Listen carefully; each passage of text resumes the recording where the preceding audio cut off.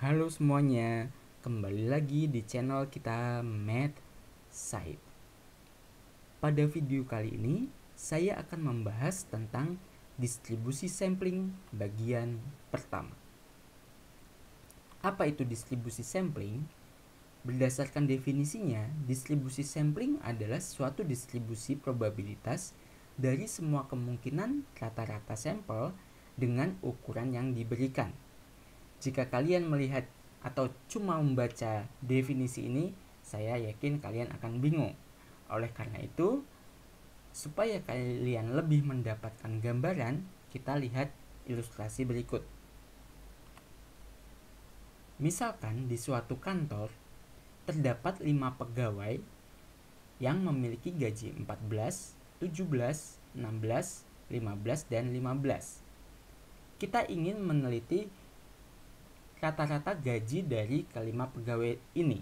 Karena populasinya hanya 5 pegawai, maka dengan mudah kita menentukan rata-ratanya dengan rumus rata-rata, yaitu mu sama dengan jumlah dari datanya dibagi banyaknya data.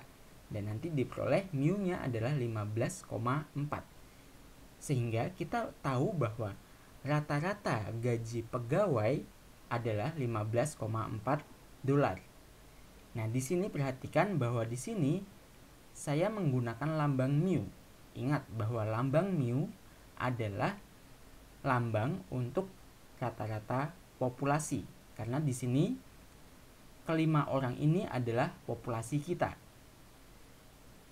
Lalu apa hubungannya dengan distribusi sampling? Jadi pada kenyataannya, mengumpulkan data dari populasi itu tidak semudah yang kalian bayangkan. Mengumpulkan data dari populasi itu membutuhkan tenaga, waktu, dan biaya yang cukup banyak. Atau bahkan mungkin kalian tidak akan bisa mendapatkan data dari populasi. Oleh karena itu, di sini sampling atau metode pengambilan sampel itu digunakan untuk memperkirakan rata-rata dari populasi yang diinginkan. Sebagai contoh, misalnya di sini saya mengambil 2 buah orang secara acak dan diperoleh orang yang memiliki gaji 14 dolar dan orang yang memiliki gaji 17 dolar.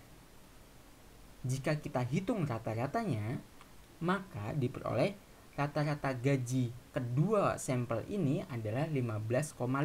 Di sini distribusi sampling akan digunakan untuk mendekati nilai rata-rata populasi dengan rata-rata sampel yang kita ambil.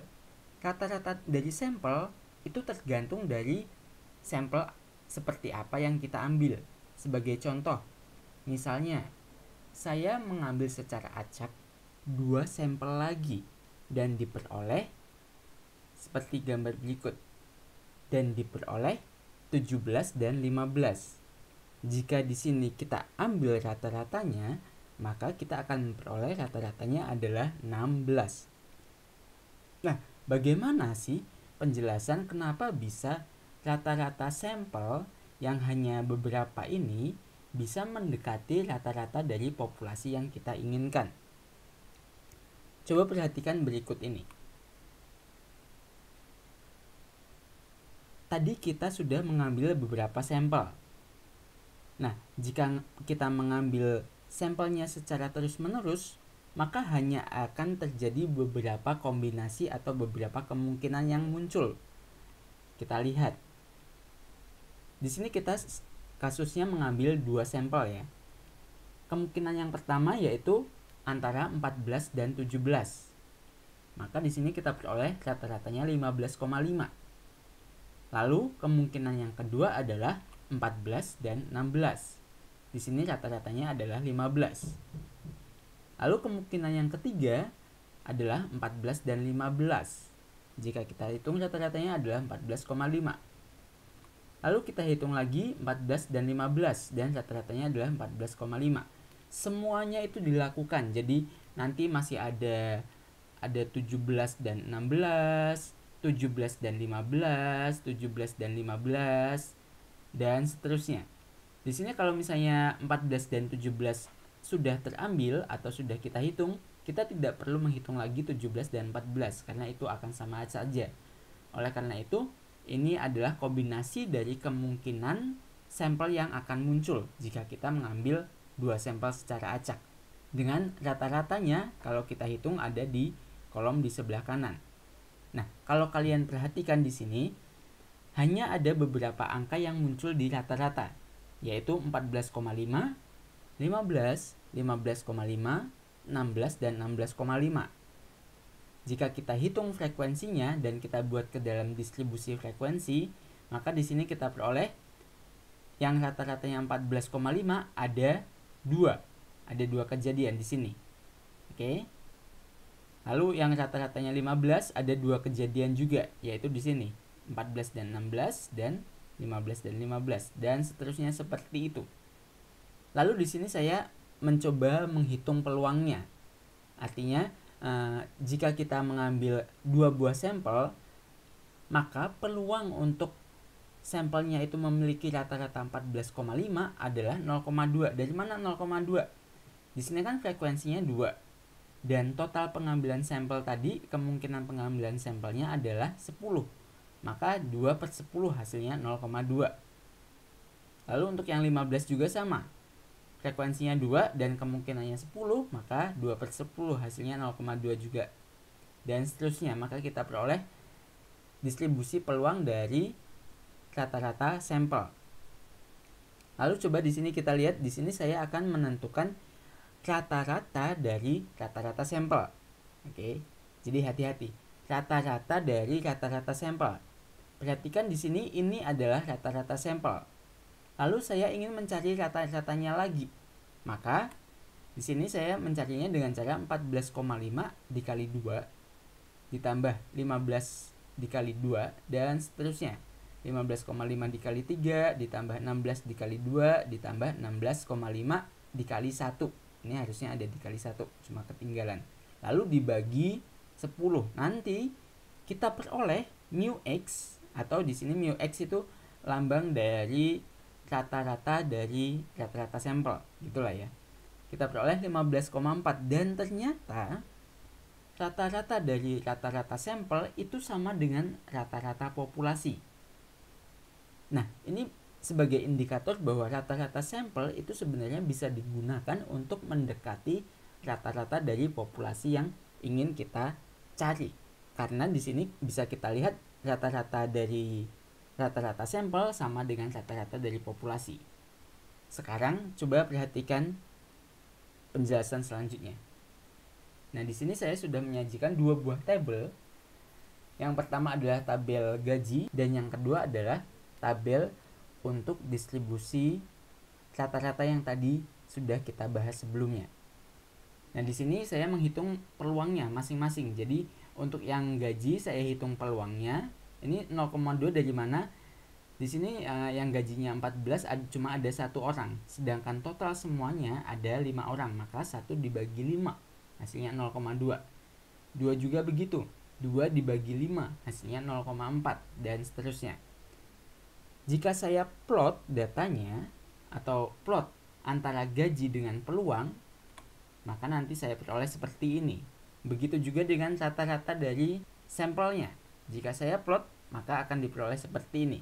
Nah, secara umum itu nanti rata-rata dari sampel itu akan membentuk kurva seperti lonceng.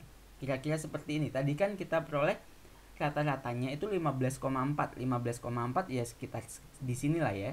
Dan jika kita lihat bentuknya itu ya mirip-mirip kayak lonceng lah ya. Ini akan lebih terlihat kalau misalnya sampelnya atau misalnya tadi kita tidak cuma melihat 5 pegawai. Misalnya saya membuat 10 pegawai dan saya ambil 2 atau 3 secara acak.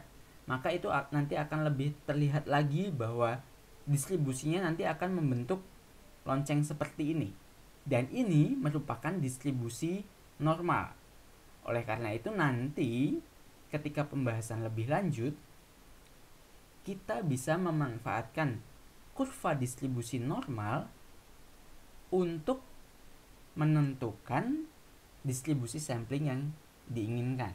Kira-kira seperti itu. Coba bandingkan dengan populasi yang di sebelahnya. Di sini kalau kita lihat, coba bayangkan, di sini saya tidak menggambarkan kurvanya seperti apa, tapi semoga kalian bisa membayangkan. Jika dibayangkan membentuk suatu kurva gitu, kurvanya mirip seperti kurva lonceng, tapi dia agak sedikit ke kiri, ya kan? Kurvanya membentuk kurva lonceng tapi agak sedikit menceng ke kiri. Dan kalau diperhatikan, jarak antara masing-masing ininya atau standar deviasi di sini, kalau kalian hitung itu akan lebih besar daripada standar deviasi di sini di rata-rata sampel. Oleh karena itu, melihat rata-rata sampel itu sama saja melihat populasi yang kita inginkan, hanya saja lebih mudah, kira-kira seperti itu. Jadi di sini ada beberapa catatan penting. Yang pertama, rata-rata dari rata-rata sampel itu sama dengan rata-rata populasi, dan ini merupakan dasar mengapa kita menggunakan distribusi sampling. Oke.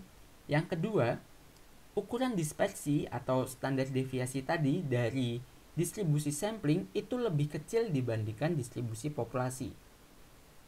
Karena lebih kecil, maka otomatis untuk analisisnya akan lebih mudah. Jadi menganalisis sesuatu yang kecil tetapi berdampak besar, kira-kira seperti itu.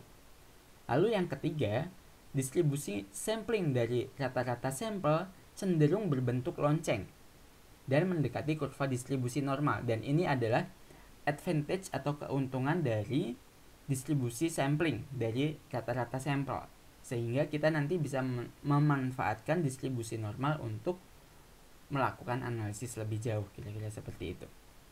Nah, demikian video dari saya tentang distribusi sampling.